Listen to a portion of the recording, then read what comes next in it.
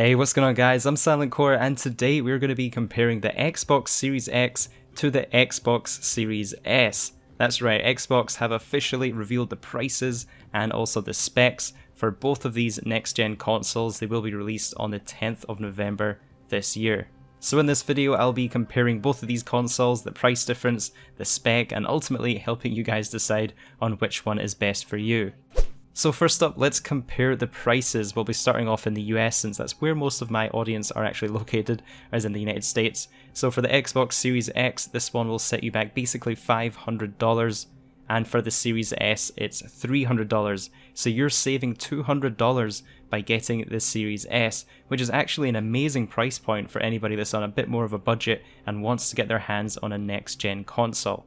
The main difference between them is obviously the Series S is a digital-only Xbox, so you won't have any disk drive. You'll also see in the image that the Series S to scale is actually a lot physically smaller than the Series X. It's around 60% smaller, so smaller in height and width. And later on in this video we'll compare the specs between the two.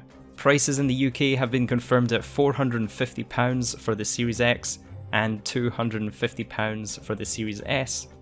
And for my friends in Canada, it's going to be 600 Canadian dollars or 380 Canadian dollars for the Series S.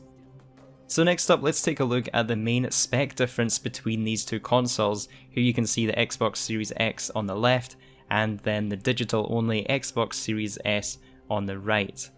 Now I'll be honest, I'm not a hardware expert by any means, but basically the main performance target differences is that the Xbox Series X will be running at 4K at 60 FPS with support up to 120 FPS, whereas the Series S is going to be targeting 1440p at 60 FPS with up to 120 FPS support. Xbox have confirmed that they're trying to target the same performance for both of these consoles. The main difference just comes in at a lower resolution, so instead of the 4K you're getting the 1440p, but it's still going to be able to handle 120 frames per second and also ray tracing on the cheaper console. Another difference worth mentioning is the storage capacity. So the Series X is going to have a terabyte SSD for storage, whereas the Series S is only going to have a 512GB storage, which especially for a digital console where you're going to have to digitally download all of your games, if storage is something you care about, this is definitely something to take into consideration because you'll be quite limited on the amount of games you can have installed at once. And if having a lot of games installed at once is something you do really care about, you'll be pleased to know that both of these consoles you can slot in a expansion card, so you can insert a 1TB expansion card to allow you to install more games. And last of all, the Series X having a disk drive has a 4K Blu-ray player.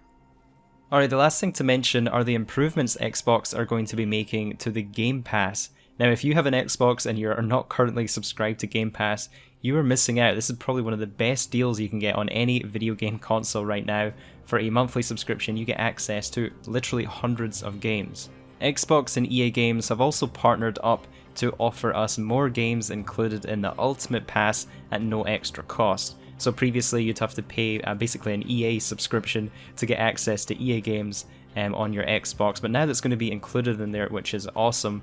So for the Ultimate membership, you'll also be getting, access to all of those EA games such as FIFA, Titanfall, Need for Speed, Battlefield, The Sims. All of those games are also going to be included and available for free included in this membership.